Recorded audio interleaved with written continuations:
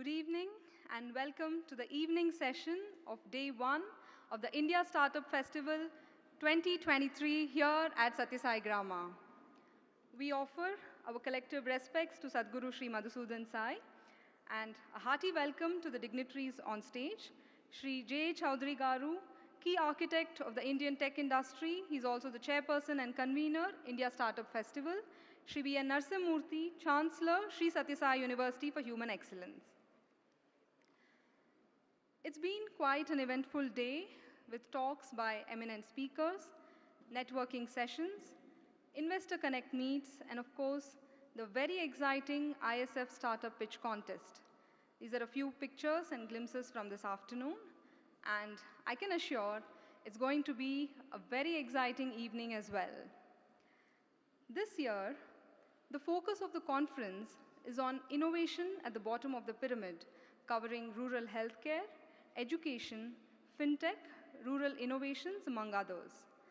Several change harbingers unite under one roof to do their bit in tackling current development problems in various impact areas through rural entrepreneurship for the benefit of the rural poor and larger society.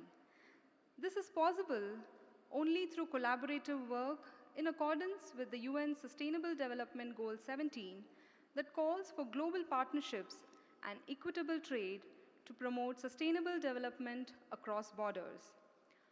Corporate social focus has been one such partner in spreading the good word. It is an exclusive national CSR magazine that focuses on the subject of corporate social responsibility scenario in India.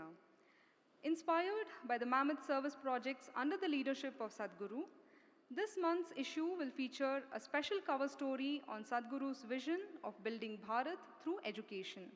We have today Mr. Prakash Reddy, the CEO and Editor-in-Chief, who will present to Sadhguru the August issue of Corporate Social Focus.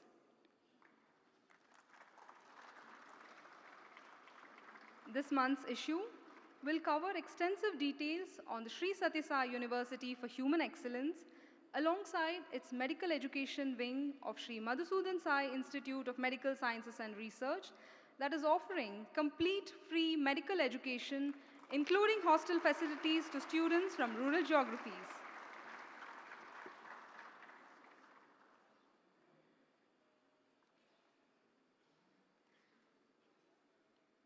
The guiding principle of the India Startup Festival is to democratize entrepreneurship and enable every person who dreams of building a business have access to funding, consumer markets, and most importantly, mentor access, which may seem intangible, but it is in fact the most invaluable element. The ISF Pitch Contest aims to accelerate the pace of this very process of finding investors, potential customers, and mentors, thereby unshackling the ecosystem from the clutches of an elitist approach and unleash the potential of entrepreneurship at the bottom of the pyramid. Soon after the ISF 2022 chapter, between October and March 2023, an overwhelming response of more than 10,000 applications for startup pitches were received through several selection processes and investor connect sessions. 100 finalists were selected who participated in this afternoon's contest. And among them, we are delighted to announce 10 winners. May I now also invite on stage Mr. Dinanath Harapanahalli, founder, CEO, Lifecycle, and co-founder, India Startup Foundation, to present the prizes along with the other dignitaries. And as I read out the names, request each winner to come onto the dais and receive their certificate and prize. We'll begin from number 10 all the way to the top. At number 10, we have Dr. Shalini Nalwad and Dr. Rahul Singh Sardar from ICAT.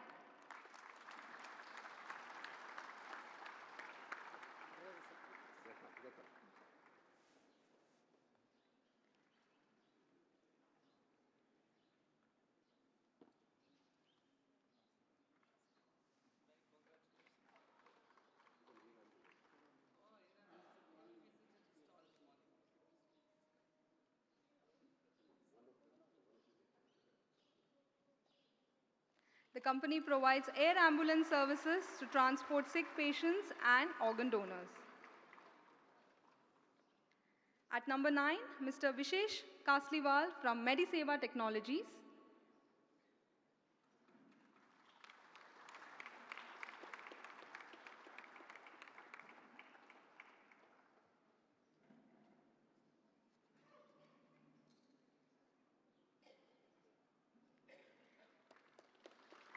At number 8, we have the startup called Flying Duck.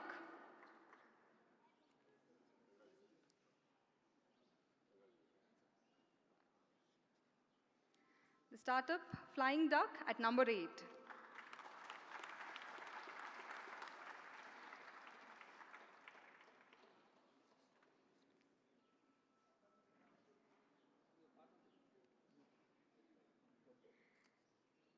At number 7, Mr. Pratik Padamwar from Metabricks.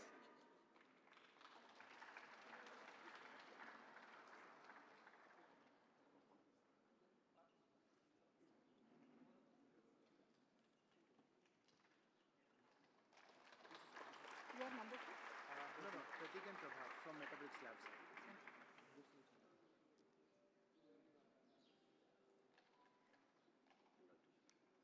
Mr. Pratik Padamwar from Metabricks at number 7. Yes.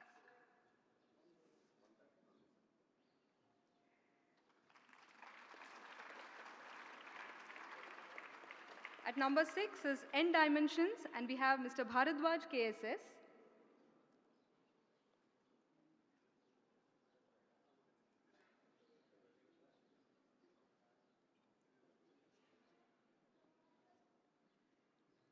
Mr. Bharadwaj from N Dimensions.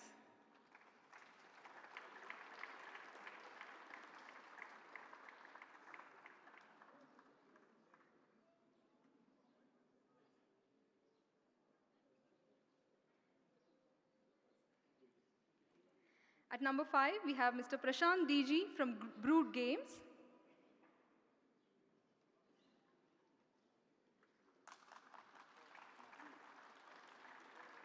The startup Brood Games at number 5.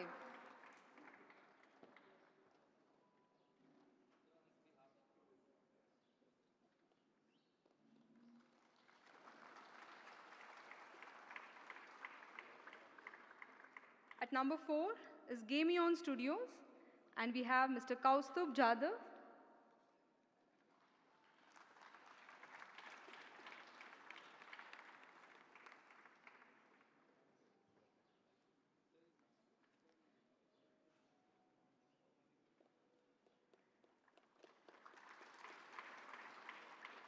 Renaissance Superfoods has bagged the 3rd spot, and we have Mr. Swapnil Moole.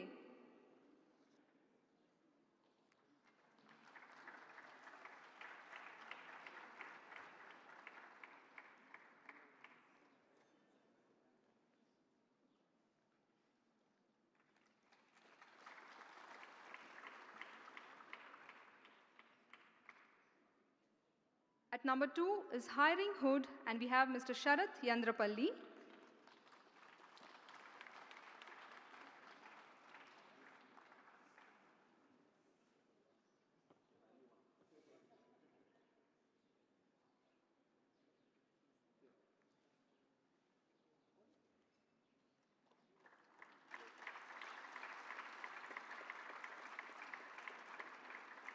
And at the very first spot is Akriti 3D Private Limited. And to collect the prize, we have Mr. Raghavendra S.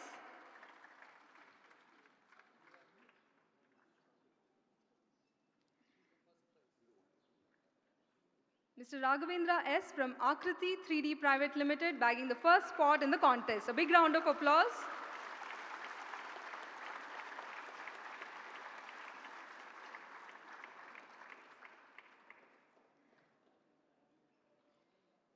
We also have a special mention of a very unique, one of its kind in the world innovation. A wearable device called Doctor Poly detects the Vata, Pitta, Kapha fingerprint of an individual. Not only that, it also provides for non-invasive blood biochemical analysis, including lipid profile, May I call upon the inventor, Mr. Ravi Shankar Polishetty of Sai Ganga Panekya Private Limited.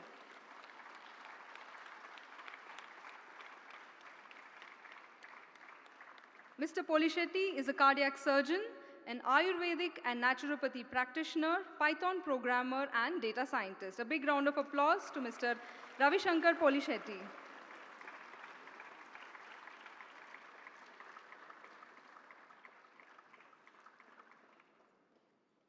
During this contest, a record number of 28 investors have committed to 112 term sheets to startups.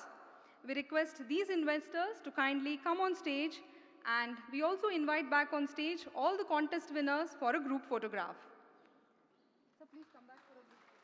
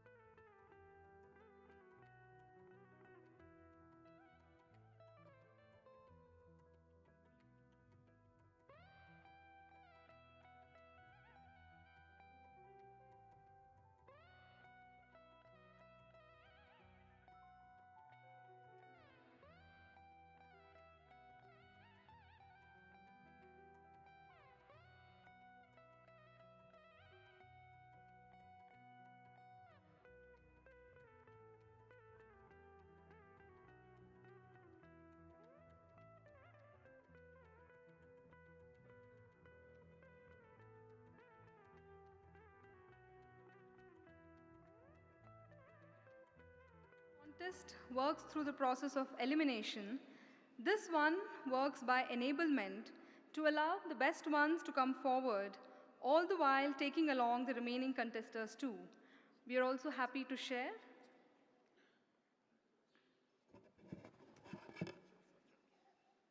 Sorry to barge in. These are the patriotic investors. In 45 minutes, 125 term sheets they have given. It is a world history.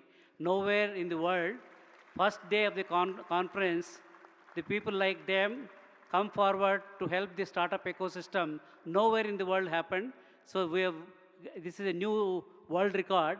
And I request all of you to give a standing ovation to our patriotic investors.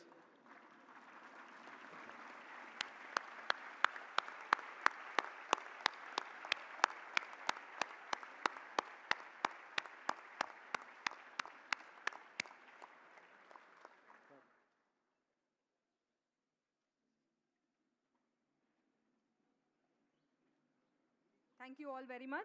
We request all of you to kindly resume your seats.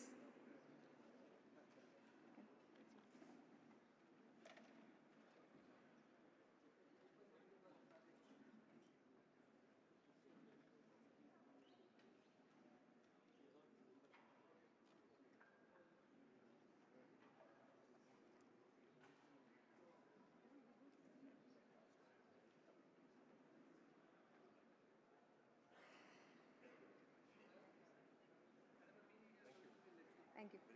Thank you.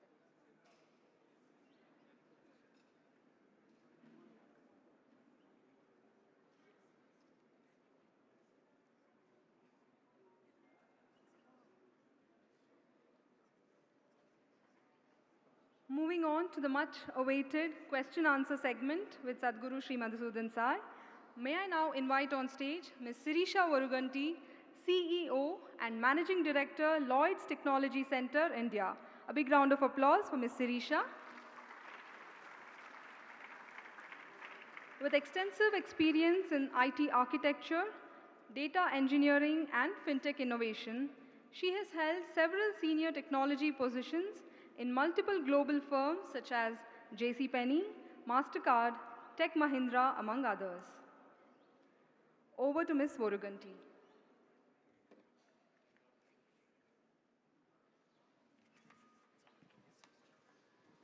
Pranam Swamiji. Do I need to keep it a little far and speak? I mean, it's making that sound. We'll take care of it. Okay. So, Pranam Swamiji. The next 1 hour or 45 minutes, I think, is going to be a lot of questions to Swamiji and to all the, fintech and startups that are sitting here. I think there'll be a lot of lessons, to learn from and to experience. So with that, I think I also wanted to congratulate all the volunteers that have worked tirelessly to actually make ISF 23 happen. I was here at ISF 22. The number of startups that we had, or the number of booths, the sort of diligence that we went through to select the startups, I think this year was a lot more. So a big congratulations, Jay Garu and the entire team. It would not have happened without, the sort of tireless efforts that people put in to actually pull this off. For all of us just coming in 3 days and, seeing it all, I've actually known how this team has worked for the last 6 months. So I really wanted to congratulate them, and a big round of applause to all of them, please. Thank you. So before I actually get into the Q&A session, I wanted to, the format that I really have is a couple of icebreaker questions that I'd like to ask Swamiji. Really one word that I will give, and he'll talk about his view on that. And then we have a few more questions. So with that, the first one, what does wealth and money mean to you? Yeah. In the context of startups and,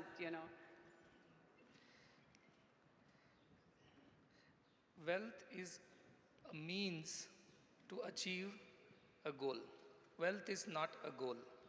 So that is the first definition you should understand about wealth. Money is to be used to achieve certain goals. In our culture, dharma, artha, kama, moksha, these are the 4 goals given to every human being. You are Indian, you are American, or any part of the world, does not matter. These goals are common. Dharma, righteous ways. Artha, righteous earning. This is the wealth part of it. Kama, righteous desires, and finally moksha, the ultimate realization of the truth, which we call as moksha or atma sakshatkara. So wealth is only a part of the process which should help you to attain the higher desires, which is not just your welfare but everybody's welfare, and at the end attain the ultimate truth, which is union with the divine. So unless you lead a selfless life and you fulfill selfless desires using your wealth in the right way, wealth has no meaning at all. In fact, it can become detrimental to your own spiritual progress. So wealth is only an instrument, a means, and it's not the end. But unfortunately, in the modern times, wealth has become the end of everything. Why are you studying this subject? Because this is what is going to give us the best, salary job at the end. Why are you doing any work? Because this is going to become a unicorn very soon, or soonicorn at least to begin with. So everywhere wealth becomes the goal, but that is not the way for us. Wealth is means to attain a higher goal, and the ultimate goal is to attain the realization that you are one with the divine by leading a selfless and pure life. Thank you. Entrepreneur, what does that mean? They know better, but in one word, I think if I have to define entrepreneur, solution provider is what I would think. The one who is trying to find real solutions for real problems is a true entrepreneur. And everything else kind of builds around it. All the financial, whatever your mechanisms, your products, your services, your delivery systems, everything else builds around this one idea that I'm here to provide a solution to a real problem to the people and thereby add value to their lives. True. Force multiplier. I've heard you speak a little about this a few times. Yes. Force multiplier is do anything, initiate anything which will include everyone in it as it progresses. That is force multiplier. You start anything which will help 100 others, not just you. By enabling them also to lead better lives, that kind of an action is force multiplier. It could be wealth, it could be a business, it could be education, it could be healthcare, it could be any act, even a kind word.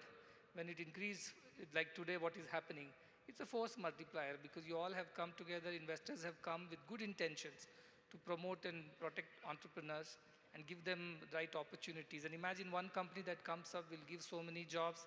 Each of them will be a better citizen. They will be able to handle their lives better.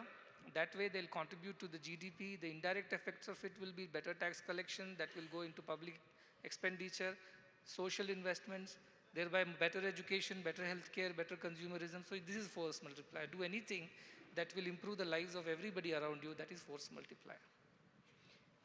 Very true and very well said. The name of one entrepreneur that you believe has been, that has made a difference to this country? There are plenty of them, but I think from the economic standpoint, I think Tatas are the best examples of entrepreneurship. And they started way back when there was nothing in place. We were not even an independent country. In those days when they started, and look at the model, it was not just about making money. That was never the priority. Money was only the means to the ends of social welfare and development of the country. I think that is the best example that we can think of. And what about, Bhagavad Gita in terms of the startups, the lessons from the Bhagavad Gita? It says, karmanyevadhikarasya ma phaleshu kadachana. Absolutely. As I said, entrepreneurship is about people who provide solutions. So when you provide solutions, your right is only to the action. That's what Bhagavad Gita says. Unicorn, this is the most abused word, I think, in the present times. Unless I become a unicorn, I don't want to start this business. Why? Because this is not going to make me a unicorn. So what if it's solving a social problem and really giving people, some kind of benefit? So this idea is karmanyevadhikarasya. You do things because you want to solve a problem, provide a solution, create value, and valuation will follow. So that is the straight away. But one more shloka of Bhagavad Gita I want to bring to your notice. It says, Yadyada charati shreshta tatta devetaro janaha sayat pramanam kurute lokastadanuvartate, which means as the noble people conduct themselves in the society, the ordinary ones follow them. Therefore, creating right examples is very important. In the last 3-4 years, the entrepreneurship models that have come up, they are very misleading. So they suddenly had a steep rise and a steep fall, we all know by now. And those who went to public bourses, they came back humiliated because public understood it, saw through this whole valuation game. So the idea is that you created wrong examples and wrong expectations out of entrepreneurship. But true reason why one should be an entrepreneur is because one really feels like solving a problem which is plaguing the society and giving a solution which is acceptable, accessible, affordable. That is the idea of entrepreneurship. So I think set right kind of examples. And as industry leaders, I think it's very important that you provide them with the right kind of narrative, right messaging, that entrepreneurship is about providing solutions, not about creating valuations, but creating value for the society. So that also Bhagavad Gita says, please conduct yourselves correctly, behave well, set an example for the rest of the country or next generation to follow. I think that also should be taken from there. Thank you. That's a good segue to the next question that I have. Everyone actually talks about valuations, right? But you've always spoken about value creation through free education, free nutrition, and free healthcare. Yes. Now, how does one sustain oneself in this sort of a model where everything is free? And I know you do it with all your institutions. And how have you pushed them to become self-sustaining? Yeah, it's free for the beneficiary. It's not free to the organization. That's obvious. So the beneficiary must get it free because the beneficiary is incapable of paying for it. That is the simple thing. But does he need it? Yes, he needs it badly more than you and me. Can he pay for it? No, he cannot. So therefore, we have to provide it free to them. Most of our patients who come to us are from below poverty line kind of a segment. Most of our students come from rural areas, many of them from BPL. And I, more importantly, feel that education, health, nutrition, these are fundamental human rights. Everybody should be provided these. And this is the responsibility of the entire society, not just of the government or not just of an NGO.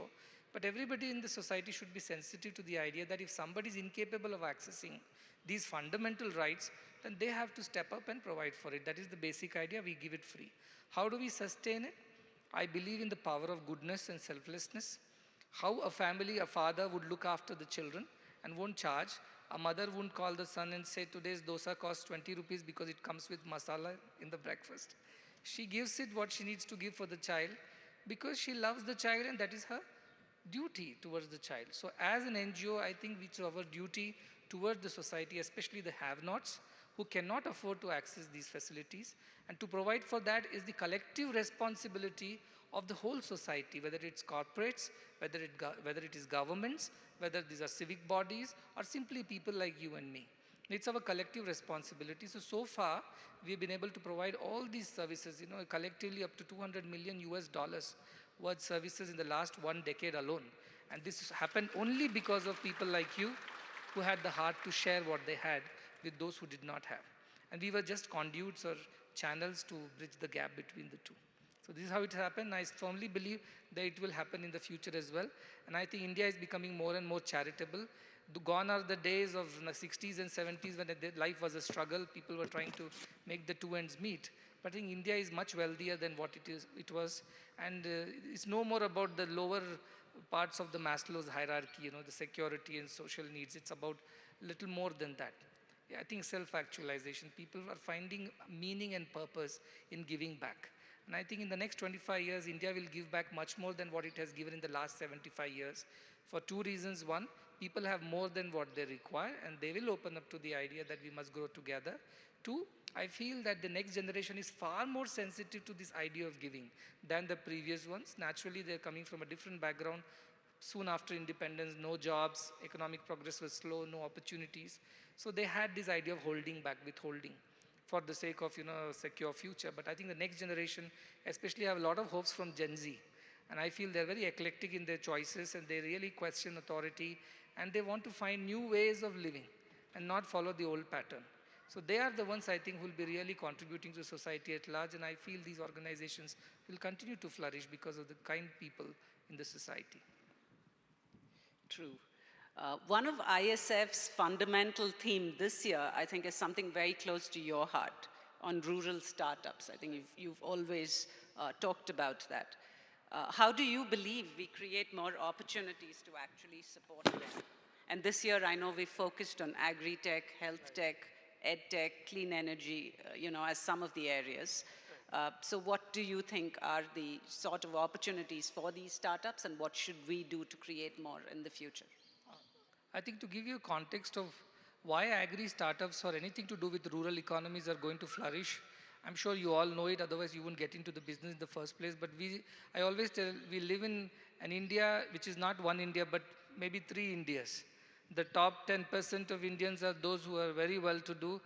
As I was mentioning to you just now, that their per capita is probably 12.5, 13,000 US dollars. And all the startups are after their money and after them. This top 120 million or so, they are the ones everybody is after. The second rung, tier 2, tier 3 cities, this consists of another 100 million people who have per capita of maybe 3,000 or 3,500 US dollars. That is the difficult market because they're very picky and choosy and they won't just part with their money like that. Unless they really see value in it, they won't do that. And that is a difficult segment, but probably as big a segment as it is in the first tier. But the biggest segment is the third segment, what is called the bottom of the pyramid or so. Almost probably 1.2 billion people there. But their per capita may not be as high because naturally they're coming from agriculture, they're coming from small industries, small scale enterprises, and with a per capita of less than 100, maybe 1,500 US dollars or so. But the good part is that there is a possibility to scale things there. And anything that can be scaled will be successful in India. Premium ideas may succeed for some times and may not succeed another time. But anything that can be scaled will definitely succeed. So a lot of attention is shifting towards this tier 2, tier 3s only because it can provide you with scale. And it's a basic thumb rule. If any product you can sell to 300 million people, you know that you are going to be a successful company. And where are the 300 million people to sell to? They're at the bottom of the pyramid, but they will pay a price as it is comfortable for them. So I think the economies of scale is the model for startups to get into that space. But more than that, I personally feel that over the next 25, 30 years, incomes are going to increase in that bottom of the pyramid also. They will start competing with the tier 2, tier 3 cities, and tier 2, tier 3 cities will go to the tier 1 kind of income segment. So opportunities will naturally open up for us, but more than that, I think problems lie there, and nobody has given solutions to those problems to them, because it's not quick bucks there. It is a slow and steady kind of a race. That needs some patience to wait it out. And that patience is what is lacking in this instant culture of the world, where everybody wants to become profitable very quickly. I think that is where we need to follow those Tatas and of the past, because they took their time to grow into what they have grown into. They may not be the richest, whatever the company in the country, but they have created the maximum value for the people. So that is the idea. If we will follow, definitely there is so much that can be done at the lower half of the pyramid. So many problems, but every problem is an opportunity according to me. And this opportunity is waiting for all of you. So please think that way. I think government is coming with very progressive policies when it comes to agricultural sector. Investments are coming, sustainable agriculture, what you call circular economy. All these are the things which even from the climate point of view are becoming very important. Because we all have to eat. We may not wear the same thing. We may not live in the same houses, drive the same cars. But we all have to eat our food every day. And that's why this is the most important sector that needs to be kind of influenced with right kind of entrepreneurship. So I think there's a lot of opportunity, and big companies should look that side and also help the rural economies to grow through rural entrepreneurship. True. I think one of the things startups always struggle with is this divide between capitalism and socialism, where I think the motto many times is about wealth creation for themselves.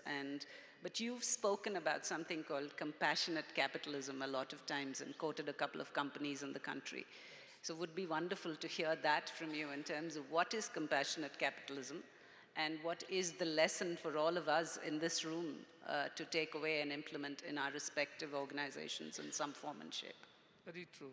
As you said it, that capitalism has been a model for certain developed countries, but we have still seen the social divide over there. Not everybody progressed in their progress. Socialism also has not succeeded. Most of the time it has led to a kind of a disoriented kind of a social structure and entitlements, which has not led to any good for those countries as well. Now, India is much older than the history books, that whatever is said in the recorded history. And we have definitely mastered the art of wealth creation and value creation over several centuries, maybe even millennia. We might have forgotten, but if you go back and look at our principles of economics that we followed, Arthashastra is there. It always talked about the welfare of all. It was, in a way, welfare economics. So compassionate capitalism is truly a kind of a welfare economic model where you must make profits, but at what cost? At what price? That is the question, not at the cost of the environment, not at the cost of the have-nots, not at the cost of ethics and governance. All these put together is compassionate capitalism. You earn money, you make profits, but not at the cost of all these things which are non-negotiables according to our scriptures. So dharma should be the basis of creating artha, and dharma is righteous way of doing things. And compassionate capitalism should be founded on this principle of dharma, that everybody's welfare should be included, including plants, trees, animals, water bodies, mountains, and environment as climate and everything else. And ethics and governance, of course, cannot be compromised. Then once you create the profit by doing the right things, this means your products and services are truly solving a problem. They are real solutions, not imaginary, funky, fancy solutions which are being pushed down the throats of unwilling consumers through heavy marketing and advertisement. It's not that kind of a solution. Real solution, and whatever profits comes out of it. I know all companies will have to pay taxes. That's your duty. But beyond the call of duty is to do more than just paying your taxes by reaching out to those unreached segments of the society which will not get that benefit even from the government's point of view. So there is that segment which is left behind, and they can never reach the same level unless somebody goes out and reaches out for them. Many of you have come from middle class or lower middle class families. You have crossed the chasm or the bridge, but there are many who are left behind. Somebody has to go back for them. So compassionate capitalism also includes going back and reaching out to those who have still not crossed the chasm. And that should be the extra responsibility that in India 2% CSR being mandated. It's kind of hinting towards that compassionate capitalism, but it has come as a part of the government mandate. And I'm proud that India, at least, it is mandated. In most of the countries it is not, including large Western countries, it is not mandated. But Tata's like people were doing it even before. There were no rules at that time. Yet they did what was needed to be done. So that is compassionate capitalism. I think if all capitalism takes that a little compassionate attitude, so many problems of the world can be solved. We are $100+ trillion world GDP, GWP as they say. Yet we have hundreds of millions of people who don't have access to water, clean water, or electricity, energy, shelter, education. More than 300 million children are out of school at this point in time as we sit and talk. And probably in India, 400 million will go hungry to bed this night, this evening. What is happening is the question. I'm sure there is a possibility for us to do more than just make profits with good governance. And the ESG is what we're talking about. E is okay, G is okay, but the S part also has to be really paid attention to. And that S part is beyond the call of duty. It's not duty, it's beyond the call of duty, because you are getting penalized for the E part of it. You will definitely get penalized for the G part of it, but nobody penalizes you for the S part of it, So everybody's like, S is scot-free.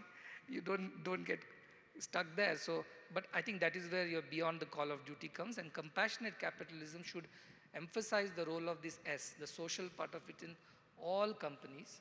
And that is what I think India can build its corporate structure based on these principles. And see how lucky we are. When one way of saying is in 75 years we didn't reach our true potential. Fine, bygones are bygones. Now what is that? We are at the cusp of a glorious future. And let us do it right is all that I'm trying to tell every one of you. Western countries have done it, but they haven't done it right. Eastern countries have done some of them, they have not done it right. It's our chance to teach the world how to do it right. As they say, show them how to do it. That is what India's chance is right now. So do it right. Do it in an inclusive way, do it in a compassionate way. I'm sure we will all prosper together. That is the idea of compassionate capitalism. Thank you. So the next question that I have is around Viksit Bharat that we keep hearing a lot about these days. One of the biggest goals that India has is getting to become the $5 trillion economy by 2024. How do you believe people in this room with their startups can actually contribute to this particular goal? Yeah, I was just mentioning to you even behind that $5 trillion economy is given. That is the growth trajectory we are on, not from today, but for the last 20 years we've been growing that way, that we will go and hit the $5 trillion economy unless and until another COVID happens, God forbid. But otherwise we are set to go there. We have a young population as a working age population.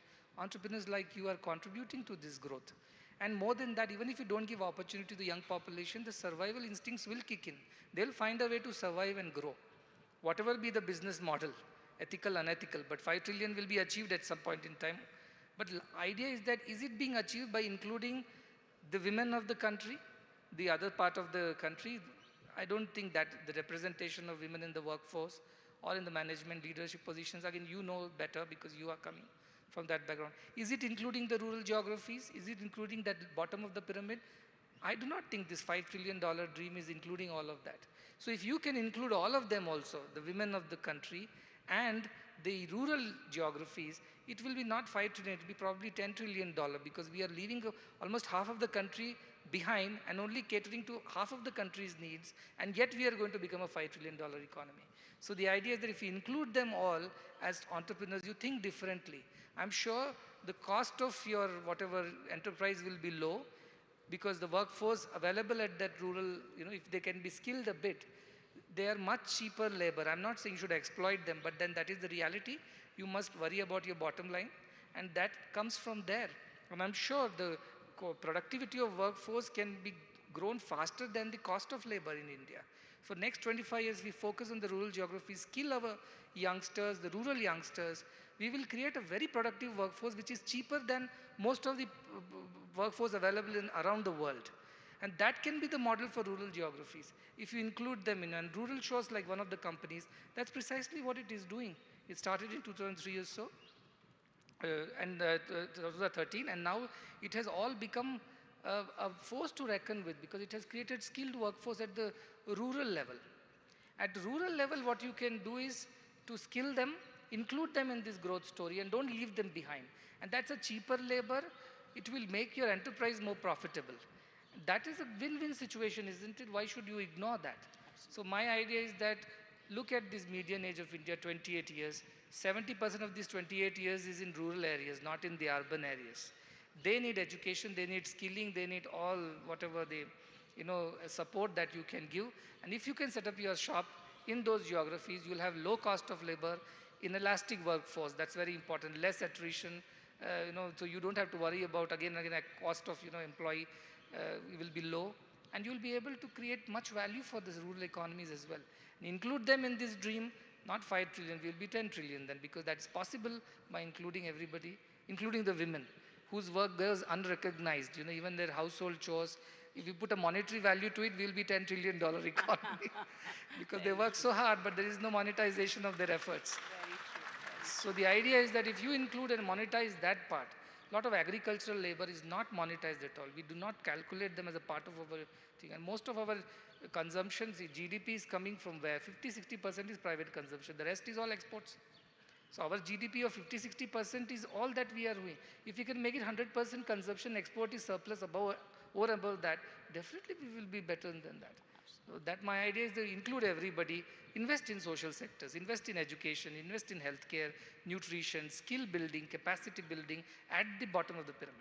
And I'm sure we can do much better than $5 trillion. $5 trillion will happen, that is given. And we don't have to really pride ourselves by saying we achieved $5 trillion. We are on that growth trajectory. The demography does not allow us to achieve anything less than that unless we are suicidal in our nature. We want to destroy ourselves with a war or a pandemic. That's a different story. But if we are all other factors are in order, $5 trillion will happen, but we can do much better by including that 100 crore people which is in the bottom of the pyramid, and that workforce which is waiting to participate in this growth story, the women and the youngsters of the rural areas, they are to be included. That is what this group can do, is what my call is. That's why this topic, bottom of the pyramid, Well, I think that's a very strong message to everybody in this room. Don't just go for the, the tier 1 cities and the guys who can, fund the sort of solutions you're creating. Look at tier 2, tier 3, and the bottom of the pyramid very, very closely as you build out your solutions and take those solutions to market. The next couple of questions really are about, your own startups and the ecosystem that you've created, right?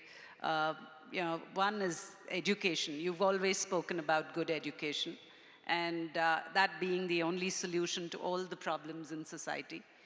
And you've actually created universities that you guys run, and you give stipend to students, not just free education, right? Where you're paying off for their fees and everything. I think that's fantastic. What made you actually think about this, and what was the need that you were trying to solve for? I think I should give the background of why the university came into existence. We were running schools for a couple of decades, but children were studying till their 12th or whatever, intermediate as your PUC as we say. After that, they were looking for education elsewhere. So then the university came into existence to cater to their higher education needs, especially for the disadvantaged sections which cannot pay a fee in the higher education segment. Because in India, while school education is still compulsory and free at a certain age, after that higher education in most of the part of the world also is not free. You pay for it. And that is where people were dropping out. The dropout rates is very high in India actually compared to that. Only 25% is the gross enrollment ratio into higher education. It means after 12th, only 25% of the entire 12th class whatever pass outs, they get into higher education. 75% does something else. They go and start a puncture shop or a small hotel or anything like that, but that is not their true potential. So that is one thing. Second thing, our university has a very clear goal that we want to create academicians and educationists, because our country lacks 1 million school teachers at this point in time. 300,000 vacancies in our higher education. So you can imagine that you are a country which is a young country where 80,000 children are born every day and they all have to go to school and meet a teacher. But you go to schools which are empty and there is no teacher, not in all the schools. So the issue is that because we haven't worked on creating teachers in the last 2 to 3 decades, everybody wanted to be an engineer or a doctor or an IS officer or something like that. But that idea didn't happen. Now we are running short of our teachers in our schools, and that's a crisis. Where will you send these children to? So this is where we thought we should create inspiration in young generation to become teachers. Now rural teachers only can go to rural schools and teach. So naturally rural children have to become rural teachers and they have to go back to rural schools. So that is the university model. Now including women in it, that's where the stipend thing came because it was free. So girl children in India on an average get married off by the time they're 18, 19, in villages even in 13, 14. Even today it happens and we have seen it with our eyes. Rules, regulations, law and order is on one side, but what is reality is in the other side. So we saw women getting married and they don't get to go to job and things like that, not in the rural segments. It's a social norm there. It's nothing evil or right or wrong about it. That is how it is. You have to accept that. So we thought, how can we encourage women to participate? Because God forbid, something happens to their husbands or whatever, whomever, financial breadwinner. Then this girl has nowhere to go. The in-laws don't accept her. The parents also reject her. And she does not have enough education to stand on her own 2 feet. And if she has children, they are doomed.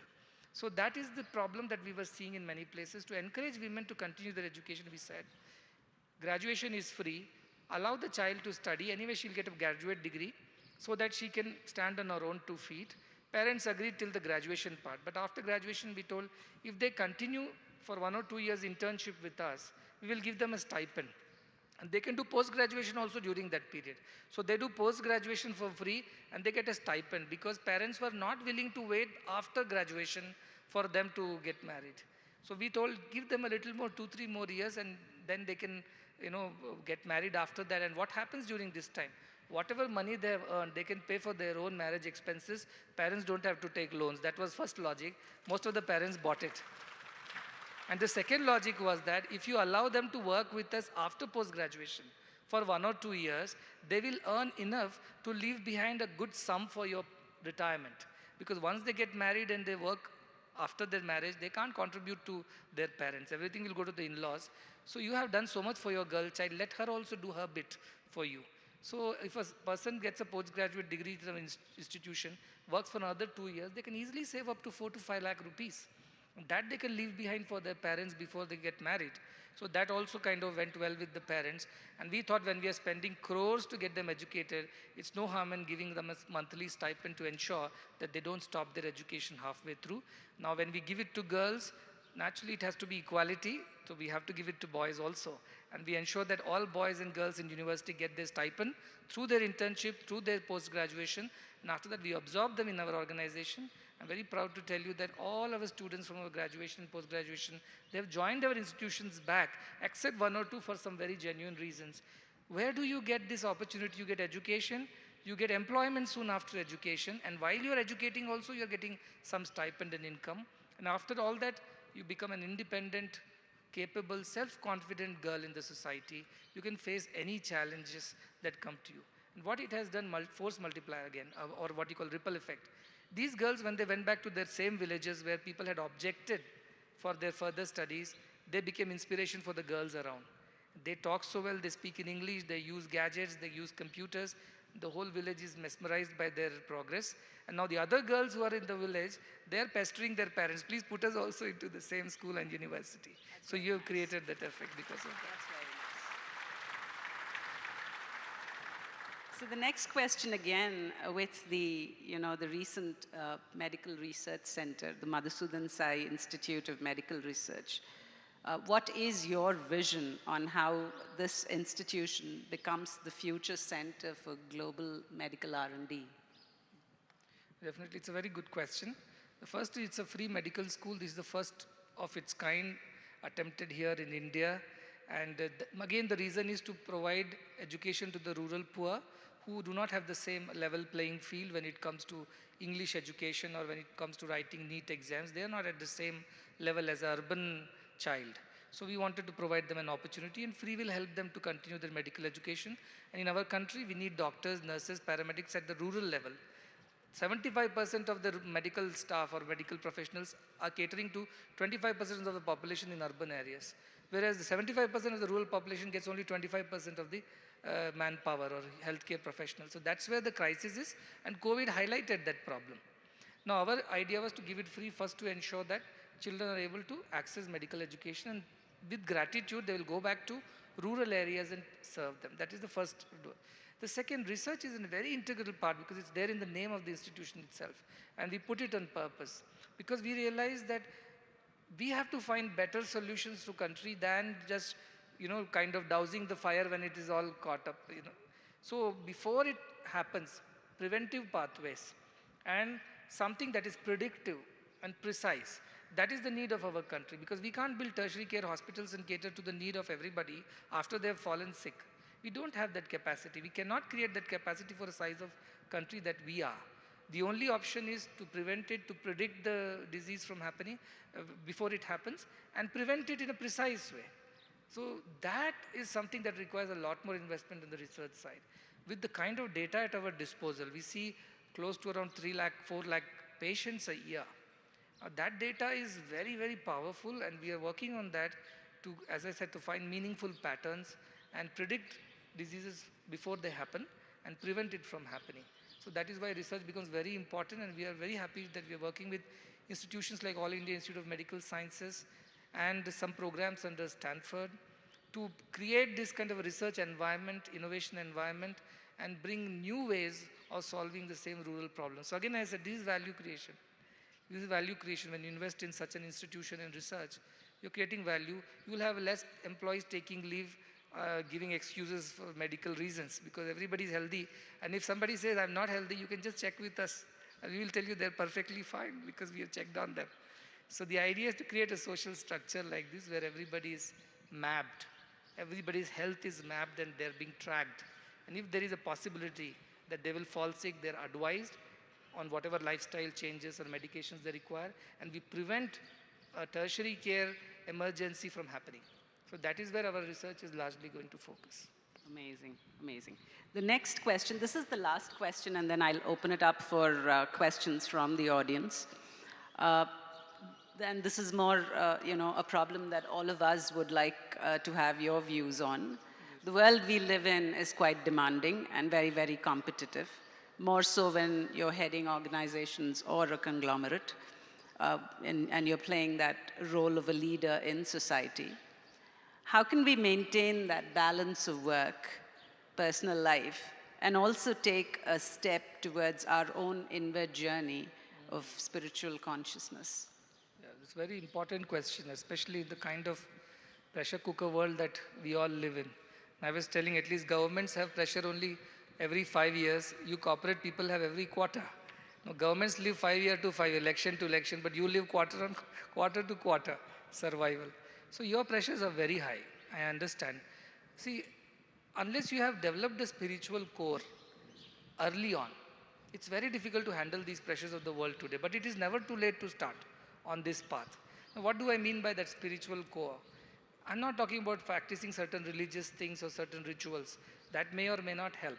But idea is to believe in a greater power that governs the entire thing and that lies within you as well. This dependency on that superior self within, which is much greater than our mind and intelligence and our capabilities and skills, believing in such a higher power is the first step that all these big corporations should have, because what it will do, two things. One, it will cut off all your ego. When you want to take credit for all the profits that you have made for the company, it will not allow you, because you know there is something bigger at work. I'm just an instrument in the hands of that power. So I've done my best, results have come, it's God's grace, I believe in that, and you will be humble. So you'll be a good leader, a good example. Suppose things go wrong in our areas, that can happen in this VUCA world that we live in. You will not take so much of blame upon yourself that you will feel frustrated, dejected, angry, and kind of guilty. That also is something that you can get rid of if you believe in a higher power that governs everything, and you offer yourself to that power as an instrument of it. You can be a corporate CEO, no problem. You don't have to be an ashram person. You can be in the world. but you live as if you're an instrument of that greater divine power. If this culture is inculcated early on, it is much easy, but even later, you may not have a choice. You have to accept this as a thing to believe in. Only then you will get that anchoring. Otherwise, it's very difficult to, stay steady in this very, very volatile world. That is the first part. Second thing, how do you develop this now if you are too late? Should I have started early? Fine, but now it's too late. You have to find time for your own self. This is not selflessly that you are giving away all your time to your corporate life. This is pressure, this is compulsion, this is obligation, this is some kind of, selfishness also somewhere, or greed of some kind that pushes you to do these things. But you have to ask, but you should be alive, you should be happy doing what you're doing. If you are not happy doing what you're doing, you can't do it for long. So you may manage a few quarters after that. So if you want to be in this race for a long, long time, you have to develop this ability to take some time out for yourself and create that culture for everybody in the company as well. And you have to put it as an agenda on the company's charter. It can't be one-off thing. When everything goes wrong, you admit yourself in the hospital, doctor says 1 month of yoga and rest. That's not spirituality. That's compulsory again. So you have to find time. And as I said, if you love what you're doing, if you find a purpose, you find value in what you're doing, you'll never feel tired, bored, or frustrated, or agitated, or pressurized. Pressure will be there. See, we work so hard. Everybody in our organization works very hard. It is a pressure. Month on month, we also have to manage these institutions which have millions of dollars of expenses on all charity, no source. How do we survive? Because we have found a purpose. And that purpose gives us the energy, the balance, the happiness. And that is our fuel with which we run.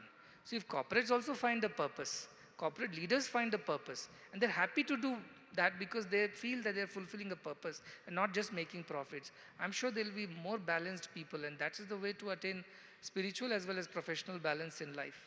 So I think every corporate leader must go through an induction or a training through this program, because they all will need it sooner or later. In this dog-eat-dog world, there is no other way to survive.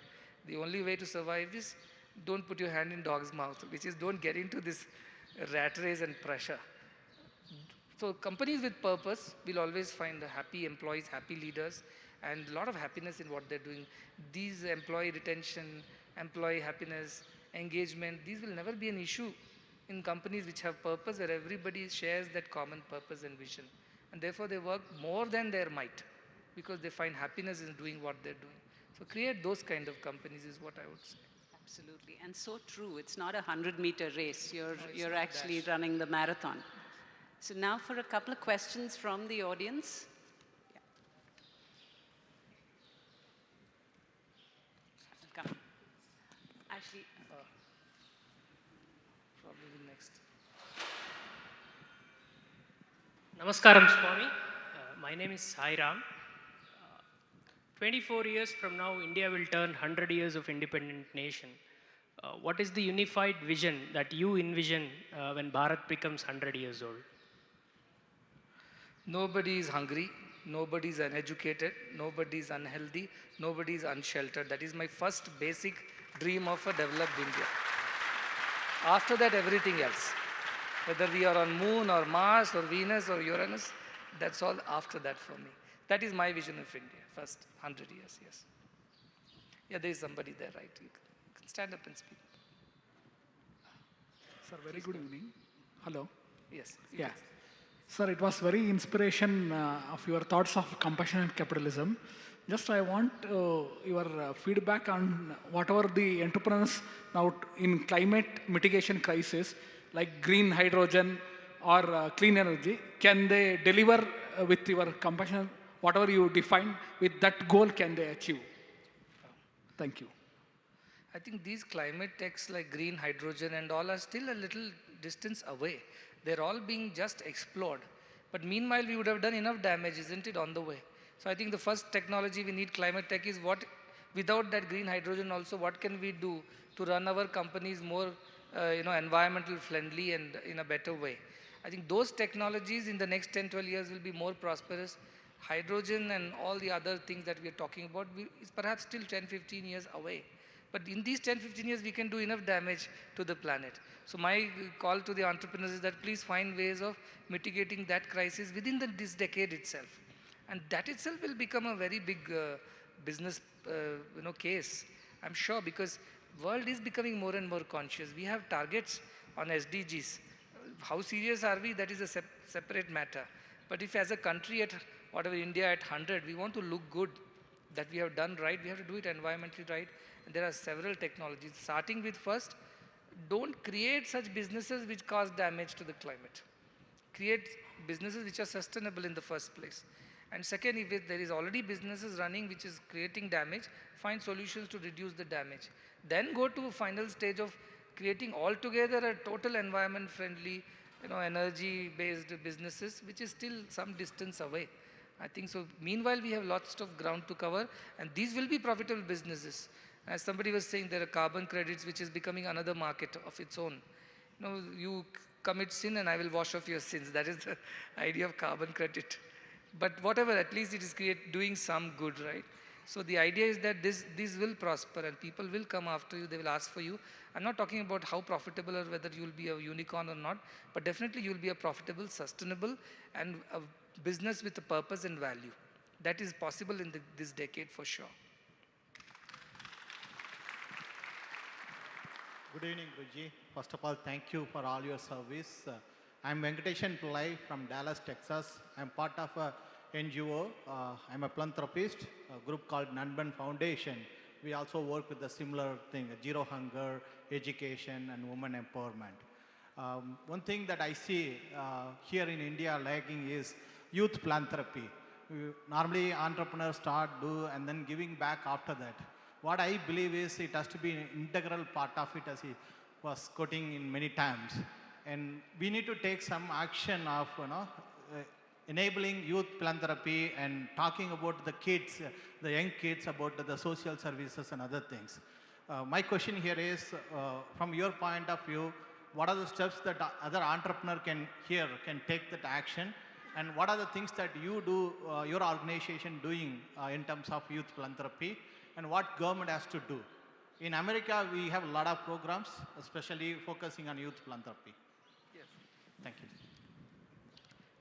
I understand the need for the youth philanthropy or creating that mindset in the youngsters. And there is no policy, there is no structured approach to it in India, at least as of now. In organization like ours, philanthropy is a part of their lives. Everybody has to participate in service, it's a mandated thing. But for general educational institutions, corporates, which are employing young professionals, there is no such system. But now I'm seeing a change. What I call it as the CSR is corporate social responsibility. That is how you should create ESR, employee social responsibility. And every employee should engage with the company to serve the society in some way. Many corporates are coming up with 1 day a year or something like that, which is a paid day for the people of the corporate to volunteer. So this volunteerism is slowly catching up. And corporates are talking about that. Is why I said you have to really focus on the S part of the ESG and include your employees, which are young professionals, into the S part. They can part with their resources if they have. A lot of matching programs are coming up in India too. In US, it is a done thing. Employee, CSR, whatever philanthropy is matched with the corporate philanthropy. But in India also, it is beginning to happen. And I think in the next 10, 15, 20 years, we will see it grow. Employees will be engaging with things. And at the educational level, policy side, I want to tell through this forum to the governments and policy makers, please include social service as a part of their educational pedagogy. Don't just teach them science, maths, physics, chemistry and make them big brains, but also open their social side to it. And we had done an experiment with a local regional engineering college, which is here. There are 2 credit courses was created on rural development. It doesn't exist in any of the regular mainstream colleges and education system, but it was created. And what it did is, it would take the children to the nearby villages and just expose them to what's happening over there.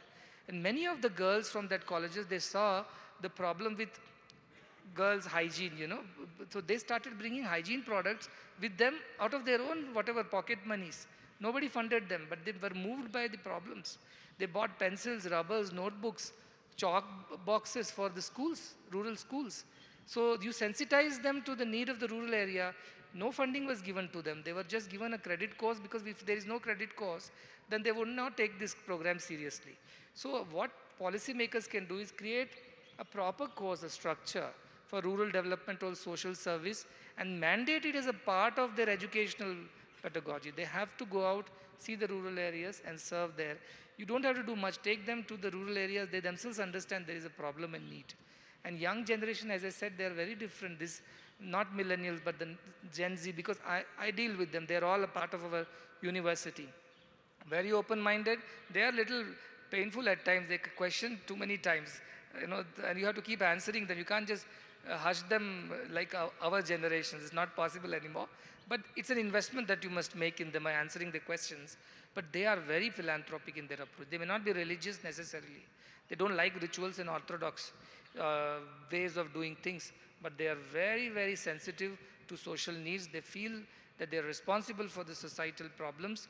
And they are environmentally more active. And I think this is the generation that needs to be groomed. Some policy mandation is necessary. Like if there was no CSR of 2%, how many corporates would have come forward and given that? Today it is mandated, so they're doing, and organizations like us are benefiting. Similarly, if social service is mandated all the way from class 1 till their post-graduation, I'm sure it will do a lot good to the country by sensitizing them to the problems of the country.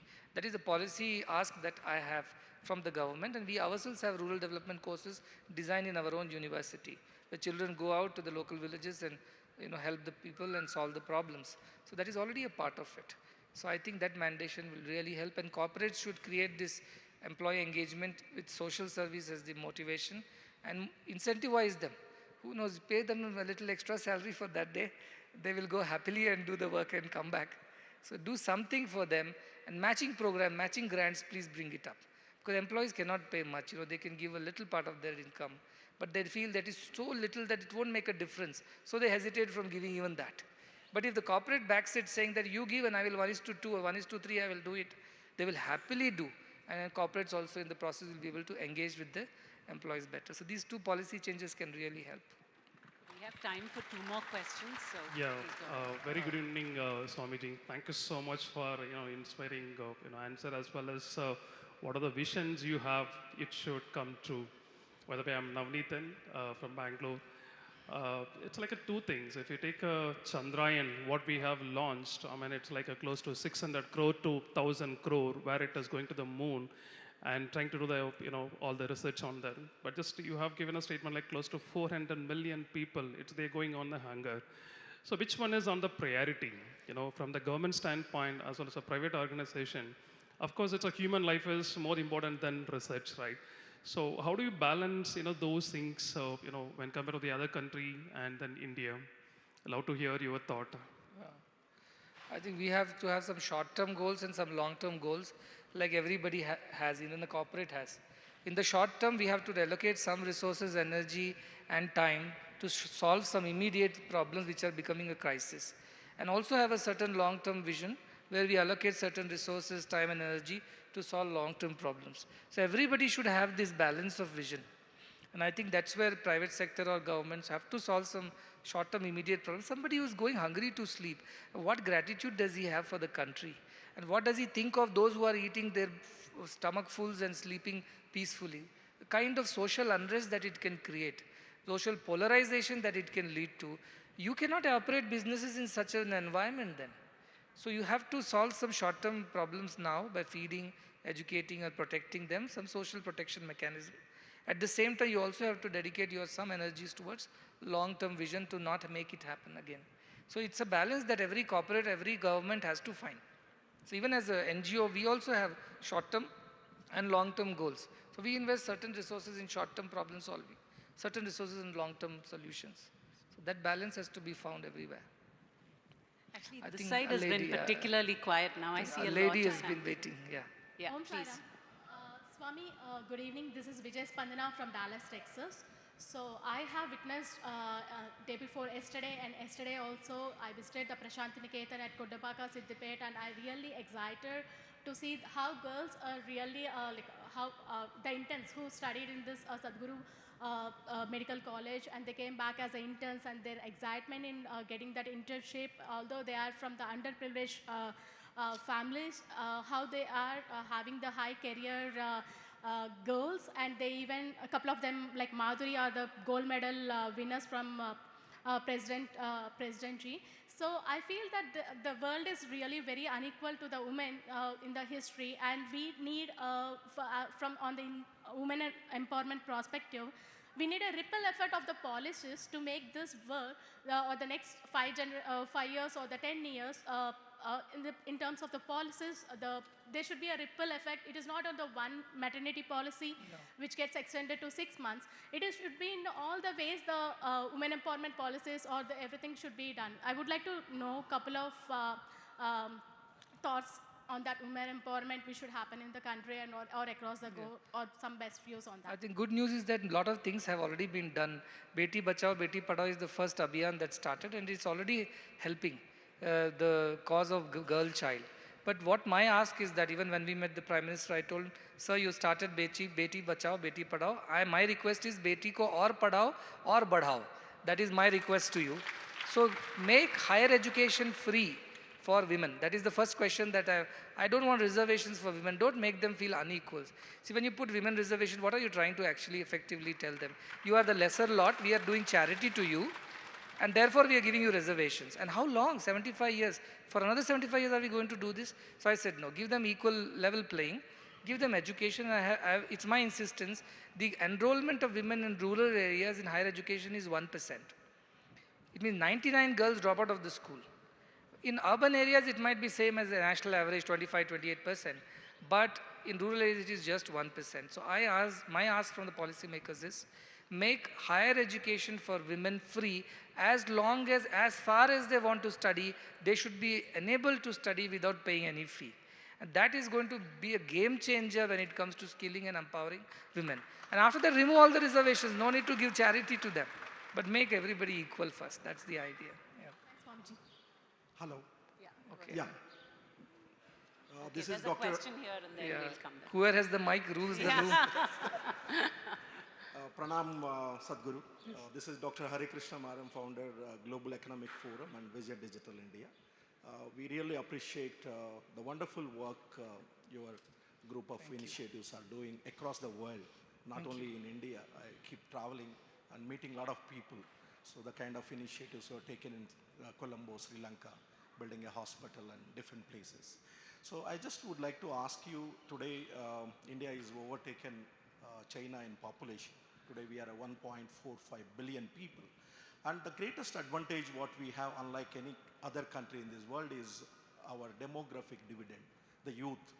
So in the next 2 decades, how this youth, the demographic dividend of India, is going to help India to reach to the #1 position what we are talking or we are dreaming. Thank you.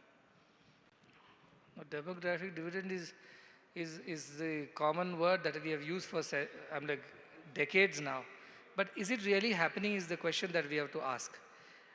We have 250 million school-going children in the country. 60 to 80% of them go to government schools. 1 million teachers are missing from the government schooling system. And we are talking about demographic dividends.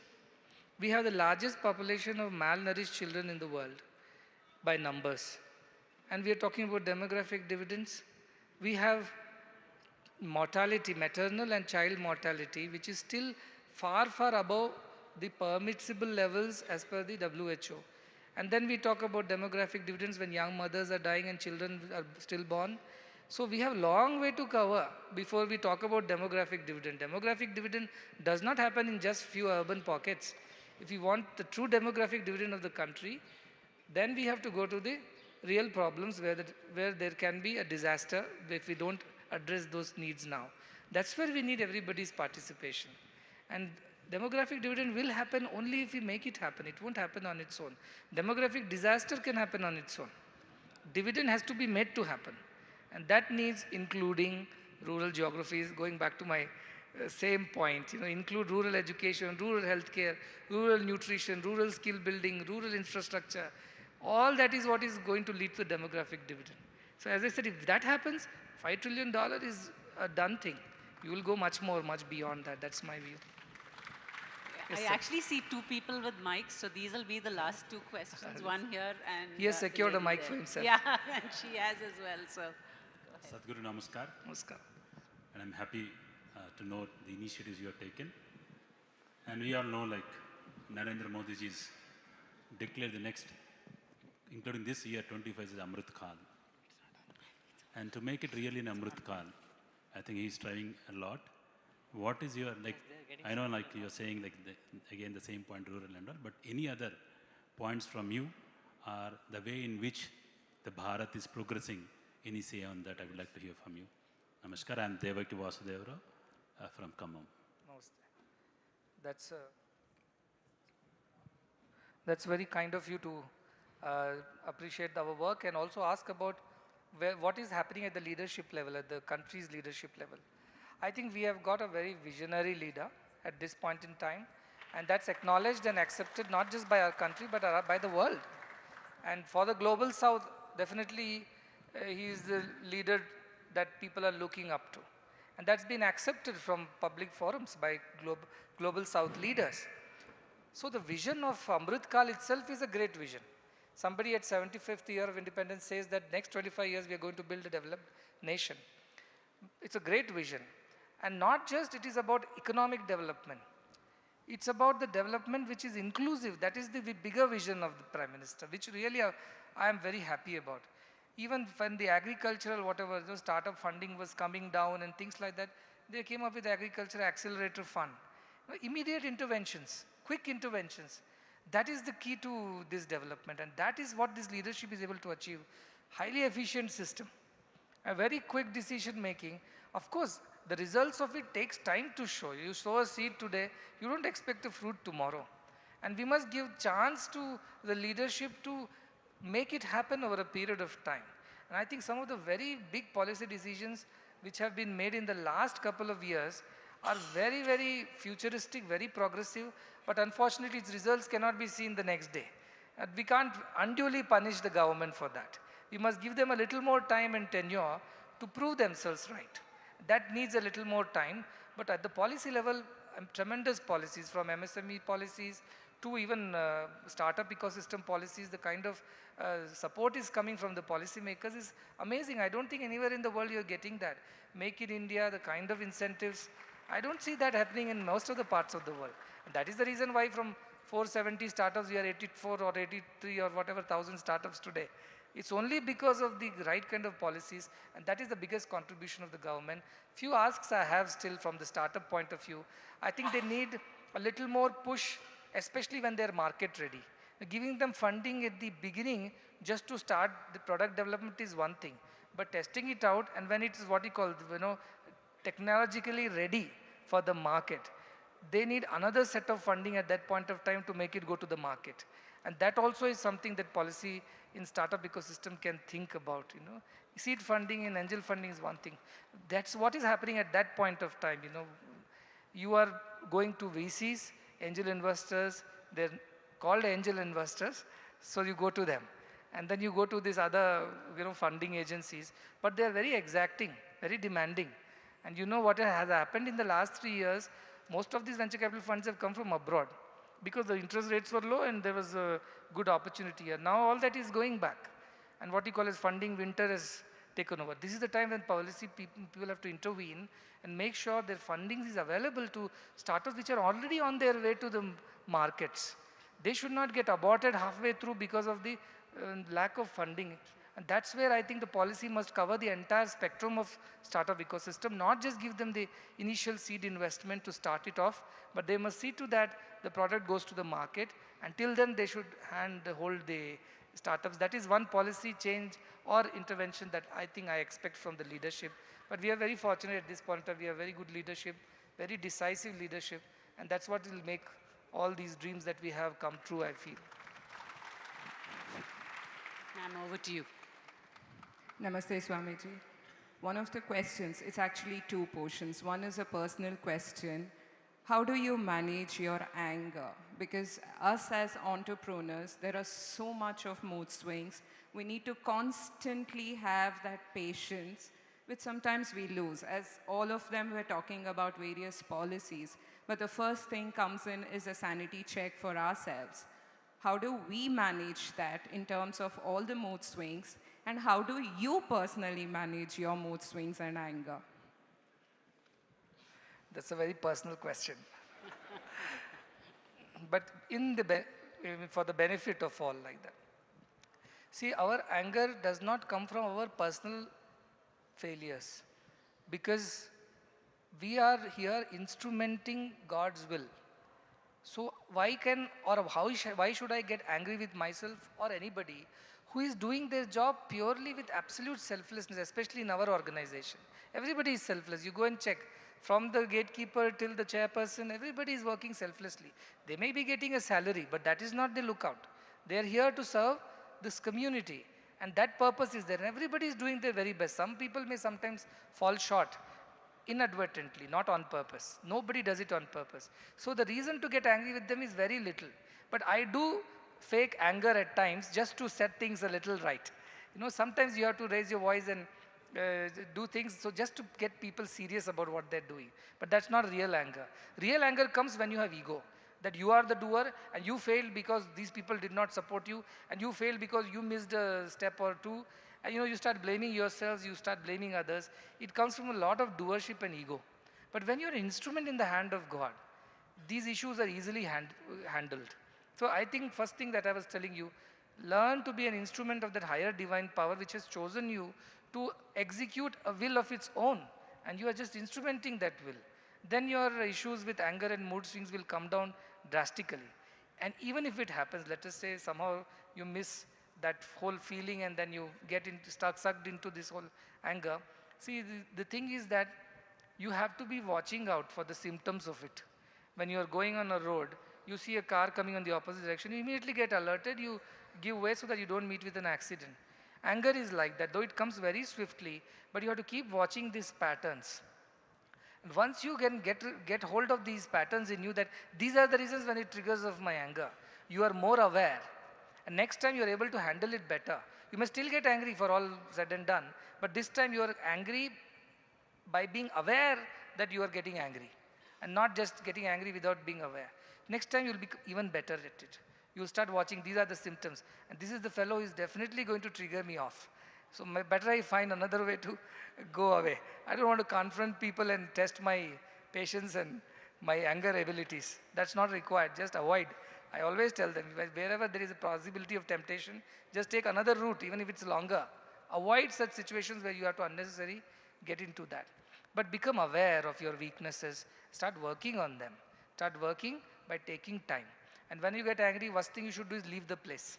Leave the place. Don't try to confront and don't try to, give it back to them. Just leave the place at once. Half of your anger will disappear. Drink a glass of water, sit in a quiet corner and do anything that you like to do so that you take some time to overcome that. Just don't react. That is the thing which you have to manage over a period. Actually, so we'll take this one last question. This is the last नमस्ते Swami ji. Whoever has the mic. नमस्ते स्वामी जी, मैं महाराष्ट्र से आई हूँ। जी। Okay. Swami ji, actually मैं महाराष्ट्र के इतने पिछड़े जिले में रहती हूँ, वहाँ पर जो महाराष्ट्र, जालना डिस्ट्रिक्ट। जालना। तो इतना पिछड़ा क्लासेस है कि जो ऑर्फन चाइल्ड होते हैं, उनके जीने के सभी हक छीन लिए जाते हैं, उनको बचपने से ही चाइल्ड लेबर बनाया जाता है, और जो बैकवर्ड क्लासेस है उन्हें भी चाइल्ड लेबर बनाया जाता है। उन्हें खाने पीने का तो छोड़ो, पर शिक्षा का भी कोई अधिकार नहीं होता जी। तो मैं महाराष्ट्र के जालना डिस्ट्रिक्ट में श्री सत्य साई बालक आश्रम खोलना चाहती हूँ, उन चाइल्ड की हेल्प करना चाहती हूँ, तो क्या आप मुझे सपोर्ट करेंगे? हाँ, बिल्कुल करेंगे। Thank you so much. यदि आप तैयार है काम करने के लिए, तो हम आपको जरूर सपोर्ट करेंगे, क्यों नहीं करेंगे जी। सपोर्ट एक्चुअली थोड़ा इकोनॉमिकली चाहिए, क्योंकि मैं बैंगलोर आई थी तो मेरे पास आने के लिए पैसे नहीं थे। आप एक प्लान बनाइए, आप क्या करना चाहती है, क्या लगेगा उसके लिए और कैसे करेंगी। जैसे इनका बिजनेस प्लान होता है ना, वैसे आप एक प्लान बना के मुझे भेजिए और हम जरूर उसका मदद करेंगे, सपोर्ट करेंगे, ठीक है? Thank you so much, heartily thank you. Actually, we're really running out of time, so this is the last question, please. Namaste. I'm Dr. Kiran. I'm from Hyderabad. I head an incubator. I'm a teacher. And this is the second edition of ISF that I'm attending. I attended the first one too. So I thought this forum is more than a who's who of the Indian startup ecosystem. I also see this as a think tank of the Indian startup ecosystem. And I really liked, and I could resonate with the keyword that you used, that compassionate capitalism. Recently at FAB 23 Bhutan, I was actually asking the same question, but this forum is probably more the appropriate forum for our country to ask this question. So my question is, you were talking about social entrepreneurship and trying to give benefit to the beneficiaries who are not able to afford the benefits, the solutions. So is there any way that the ethico-legal, socio-political system that we have can actually allow at some level a community IP system that is led by the government, driven by the government with the support from the think tank, so that we can actually have solutions that don't really look for profit or scaling up? Because the social problems that we have, the social entrepreneurship, I'm sure the people here in the room will vibe with it, they cannot really always build solutions that are scalable. The solutions are very much close to the niche that they target, and there is no profit there. So can we actually build a community IP system of some kind, which can also bring certain economic viability to the social entrepreneurship? I wanted to hear from you because I really love that keyword. Thank you for that. Compassionate capitalism. Thank you, Guruji. No, I think we are thinking on those lines. And some of the initiatives like the government took, like social stock exchanges and all that stuff, is towards building a kind of an investment channel for social entrepreneurship. However, it is still at a very nascent stage in India.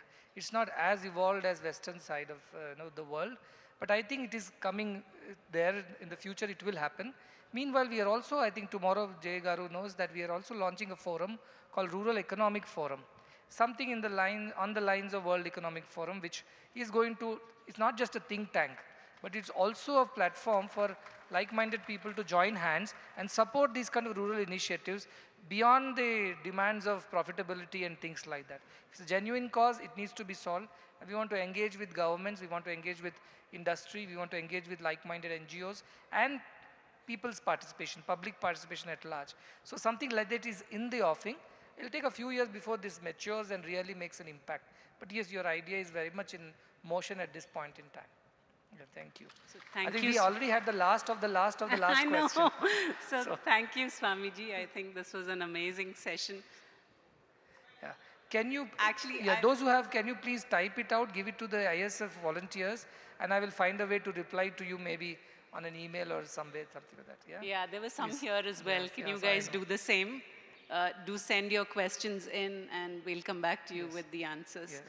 So thank you so much, Swamiji, for this session. I must have the last word. Oh, yeah, please. So thanks to you for having organized this and come and asked the kind of question that will help everybody. And my ask is there from this forum, Nothing comes for free, as they say. No free lunches, but here, of course, it is free. But the idea is, each one of you is capable of impacting so many lives. You have so much of potential within yourself as an individual and as a corporate or a company that you're launching. Please keep a part of your efforts, energies, and resources for a social cause. It need not be here, it need not be now, but make sure that in a disciplined way, earmark your abilities, your skills, your knowledge, your resources for some social cause or the other, through some organization or the other. Second piece of advice I will give you, you are in business, you are supposed to create profits. Don't get into opening foundations and charities and make a mess of both the business as well as the charity. Your core competence is business, please do it well, do it ethically, do it right, be profitable. Leave the charity to charitable organizations, because there are two different skill sets and you don't mix them both. When you are a big corporate, large corporate, you can afford a huge foundation with a lot of people. It's a different thing, but business mindset should not be applied in charity, and charity mindset should not be applied in businesses. So make sure that you keep these things too clear of each other. I think that is the way to a prosperous society. Do well, all the best to whatever, for you to do whatever you're doing. Do it well, do it as an example for everybody else to follow. Leave behind footprints for others also to cross the bridge, cross the chasm. And I think this is a very punya bhuvi, this is a very sacred land. And this is my personal experience, that anything that we have thought about here with a pure heart, with pure sentiments, it has always succeeded. And one example is this very startup festival last year in October, when it was launched for the first time. It was in a very nascent infant stage. Jay Garu was himself surprised that how did it happen even in that short while. And today when I see 125 term sheets being signed, and that's a huge encouragement to the startup ecosystem. And I'm sure all this will lead to a lot of good, not just to you at your company and employees, but to the society at large. Let's not forget that part of our responsibility beyond the call of duty, compassion side of the capitalism. Let's keep that as the focus, that as the North Star, that as our guiding principle in every business that you undertake. So I wish you all the very best, and I thank Jay Garu and the entire team, volunteers of ISF. Also, 100 of our university students are volunteering during this event. Most of them have come from rural India. They never knew how to speak in English. They didn't know how to deal with people. But you must be meeting them here and there. Wherever you meet them, shake their hands, pat their backs, and then only you go back. Thank you very much. Thank you. That was indeed enjoyable, educative, and enlightening on so many levels, and our collective gratitude to Sadhguru. Our many thanks to Ms. Sirisha. We'd like to extend a token of our appreciation to her.